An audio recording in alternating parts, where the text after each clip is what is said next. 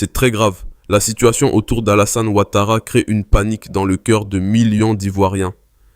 Est-il vraiment mort? Dans cette vidéo, vous allez tout découvrir. Restez avec nous jusqu'à la fin, parce que ce que nous allons vous révéler va changer votre regard sur la Côte d'Ivoire d'aujourd'hui. Depuis plusieurs semaines maintenant, un silence troublant enveloppe la présidence ivoirienne. Un silence qui pèse lourd, un silence qui parle. Et dans ce vide de communication officielle, les rumeurs ont pris la place des certitudes. Sur les réseaux sociaux, de l'Abidjan populaire jusqu'aux diasporas éparpillées à travers l'Europe, l'Amérique et l'ensemble du continent africain, une seule question circule avec une intensité croissante. Où est Alassane Ouattara? Est-il encore en vie? Ce n'est pas une question banale, ce n'est pas une simple curiosité politique. C'est le signal d'alarme d'une nation qui réclame de la transparence et qui, faute de réponse claire, commence à imaginer le pire. Et dans ce contexte précis, les déclarations qui ont envahi les plateformes numériques ces derniers jours sont venues jeter de l'huile sur un feu déjà bien allumé. Plusieurs sources, se présentant comme proches du cercle médical et politique du chef de l'État, affirment avec une certitude que rien n'est venu officiellement démentir que le président ivoirien aurait rendu l'âme. Ces sources évoquent des séjours hospitaliers à l'étranger, notamment dans un établissement américain implanté en Europe où Ouattara aurait été pris en charge pour des raisons de santé tenues secrètes. Et c'est précisément dans ce contexte qu'une femme médecin, chirurgienne au sein de cet hôpital, se retrouve aujourd'hui au centre d'une affaire judiciaire explosive.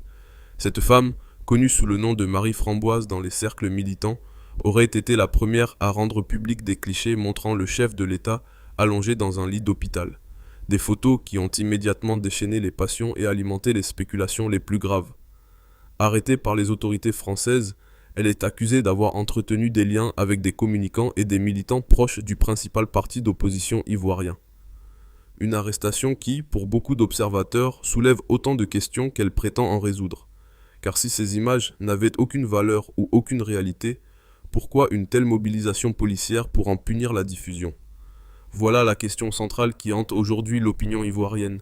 Pourquoi tant d'énergie dépensée à éteindre un feu si ce feu ne brûlait rien de vrai? Et pourquoi, dans un pays habitué à voir son président s'exprimer régulièrement à la télévision nationale, à présider des conseils des ministres en grande pompe, à apparaître en public lors des fêtes nationales et religieuses, pourquoi ce grand silence depuis plusieurs mois? La fête de l'Aïd al-Fitr est passée, Pâques est passée, des moments que tout chef d'État se doit de marquer par un message public adressé à sa population. Rien. Pas une image, pas une parole, pas un signe de vie officiel. Ce vide-là, il est éloquent. Il est dévastateur pour ceux qui espèrent encore que le silence n'est que stratégie, parce que les Ivoiriens ont la mémoire longue. Ils se souviennent des précédents. Chaque déplacement médical du président à l'étranger avait jusqu'ici été suivi, au retour, d'images officielles. Des scènes d'accueil à l'aéroport Félix Houphouët-Boigny. Des ministres réunis pour recevoir leur chef. Des cérémonies protocolaires immortalisées par les caméras de la télévision d'État. Cette fois-ci, rien de tout cela. Le retour supposé depuis Paris n'a donné lieu à aucune image convaincante.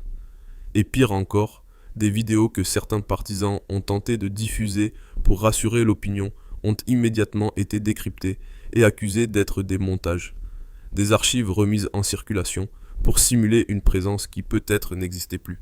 La différence de tenue vestimentaire entre deux séquences censément continues a suffi à allumer une tempête de soupçons supplémentaires. Comment un costume peut-il changer entre la descente d'avion et l'arrivée au salon d'honneur si la scène est bien réelle et continue? Cette question, simple en apparence, a eu l'effet d'une bombe sur les réseaux sociaux. Elle a transformé ce qui aurait pu être une simple rumeur en une conviction partagée par des millions de personnes. Quelque chose ne va pas. Quelque chose est dissimulé. Et le peuple ivoirien, qui n'est pas né de la dernière pluie, le sent dans ses os. C'est dans ce contexte que la tension a commencé à enfler. Pas seulement dans les milieux de l'opposition, mais dans l'ensemble de la société ivoirienne. Des commerçants, des étudiants, des retraités, des professionnels de la diaspora, tous posent la même question, avec la même inquiétude dans la voix. Et quand l'inquiétude d'un peuple entier ne trouve pas de réponse dans les canaux officiels, elle cherche d'autres chemins. Elle se répand. Elle prend la forme de rumeurs, de déclarations enflammées, de théories parfois excessives. Mais au fond de tout cela, il y a une vérité simple. Un peuple qui ne sait pas ce qu'il en est de son dirigeant est un peuple qui a peur. Et la peur, quand elle n'est pas apaisée, se transforme en quelque chose de bien plus dangereux. Revenons maintenant sur les faits précis qui sont au cœur de cette affaire parce qu'il est important de distinguer ce qui relève du vérifiable et ce qui relève encore de la rumeur non confirmée. Ce n'est pas parce qu'une information circule massivement qu'elle est vraie, mais ce n'est pas non plus parce qu'elle est inconfortable pour le pouvoir en place qu'elle est forcément fausse. La vérité dans cette histoire se trouve quelque part entre les déclarations tonitruantes des activistes de l'opposition et le mutisme assourdissant des institutions officielles. Ce que l'on sait avec certitude, c'est qu'Alassane Ouattara a effectué un voyage médical à l'étranger. Ce départ avait été filmé, diffusé, commenté, les caméras étaient là, le protocole était respecté, le déplacement était assumé publiquement. Jusqu'ici, rien d'anormal. Les chefs d'État se soignent, parfois à l'étranger, et cela n'a rien d'exceptionnel dans le contexte africain ou mondial. Ce qui est exceptionnel, en revanche, c'est ce qui s'est passé ensuite, ou plutôt ce qui ne s'est pas passé. Le retour n'a jamais été officiellement documenté de manière convaincante. Pas d'image d'arrivée à l'aéroport, pas de déclaration médicale rassurante, pas d'apparition publique vérifiable dans un délai raisonnable. Prenons maintenant le recul nécessaire pour synthétiser ce que cette crise révèle en profondeur sur la Côte d'Ivoire d'aujourd'hui. Parce qu'au-delà des rumeurs, des montages vidéo et des arrestations spectaculaires, il y a une réalité sociologique et politique que l'on ne peut ignorer. Un pays entier est plongé dans la panique. Non pas une panique de surface, fugace et superficielle, mais une panique profonde, structurelle, qui touche à l'identité même de la nation ivoirienne et à sa capacité à traverser une transition de pouvoir sans basculer dans l'instabilité. Cette panique a plusieurs visages.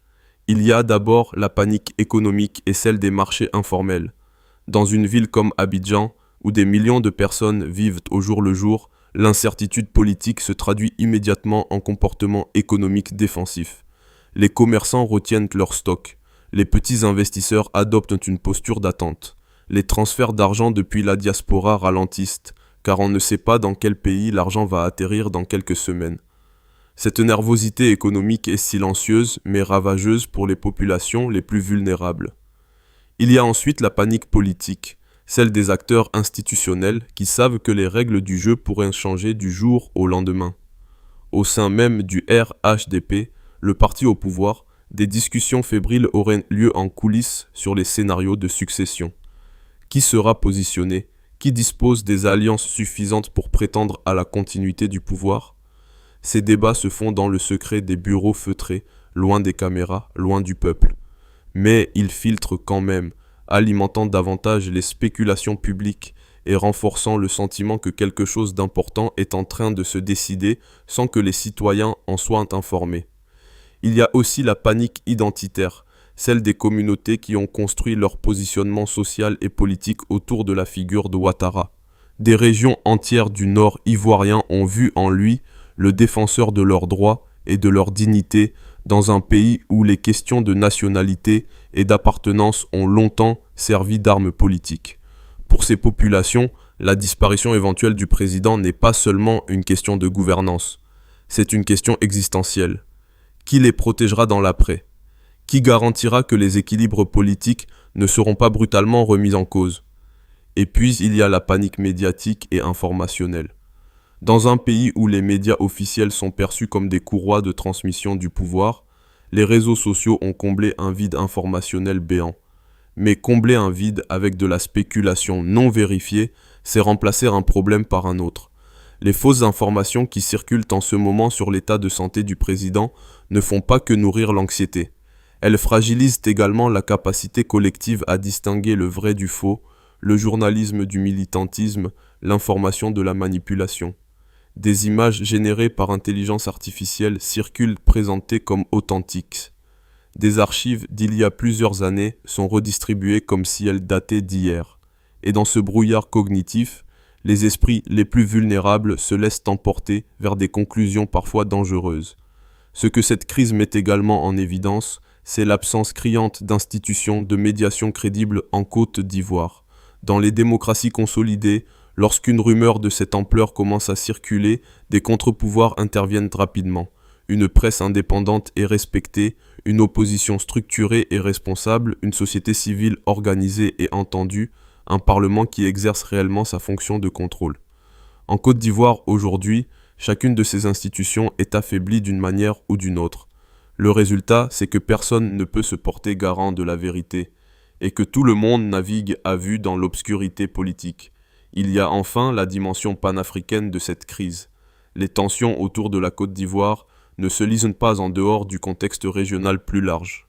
Alors que le Sahel voisin traverse une recomposition géopolitique majeure, avec le Mali, le Burkina Faso et le Niger qui ont tourné le dos à la France pour explorer d'autres partenariats, la Côte d'Ivoire reste l'un des derniers bastions du modèle pro-occidental en Afrique de l'Ouest.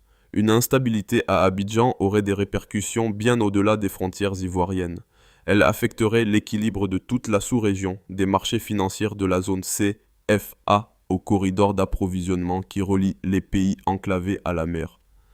C'est pourquoi certains observateurs internationaux scrutent avec une attention particulière ce qui se passe en ce moment en Côte d'Ivoire.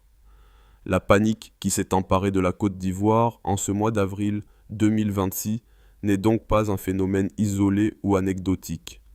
C'est le symptôme d'un système politique qui a refusé pendant trop longtemps de s'ouvrir, de se renouveler, de laisser entrer l'air frais de la transparence et de l'alternance.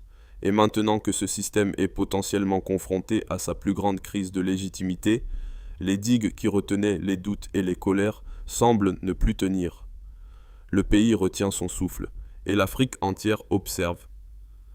Nous arrivons maintenant à la conclusion de cette analyse, et il est temps de dire clairement ce que cette situation exige, non pas de manière agressive ou partisane, mais avec la rigueur et la responsabilité que le moment impose, parce que derrière les polémiques, les vidéos virales et les arrestations spectaculaires, il y a une question simple, fondamentale, qui dépasse tous les camps politiques et toutes les appartenances communautaires.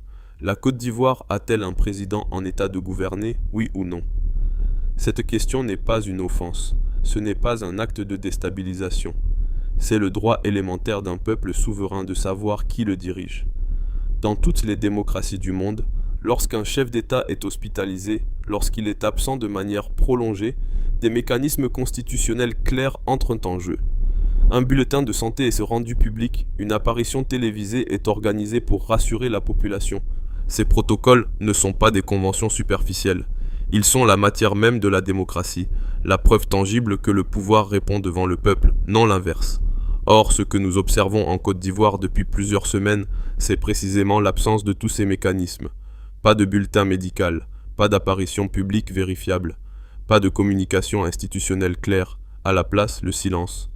Et ce silence a un coût réel. Il a déjà provoqué une onde de choc sur les réseaux sociaux, une montée des tensions dans l'espace politique, une angoisse palpable dans la population. Le remède à tout cela est simple, une parole officielle, une preuve de vie convaincante, une communication transparente. Rien de plus, rien de moins.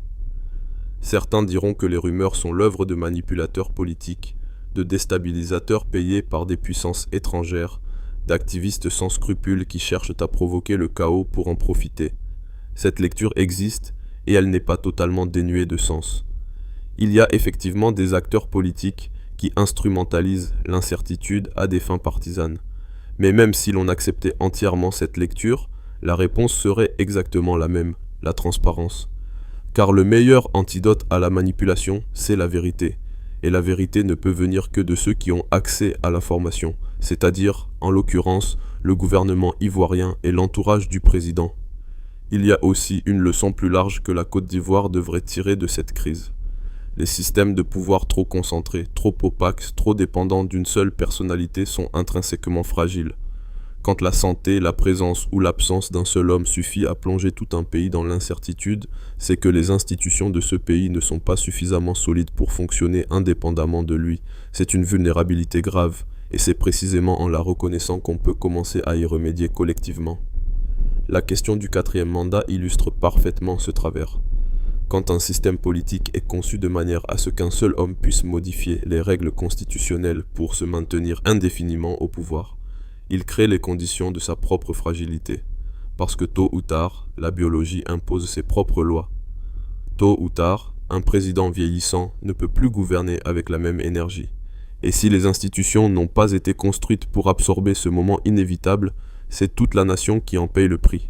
Le peuple ivoirien mérite des institutions qui le protègent, même en l'absence d'un homme fort. L'heure est donc venue, pour la Côte d'Ivoire, de dépasser la crise du moment et de poser les vraies questions de fond. Quel système de gouvernance veut-on construire pour les prochaines décennies?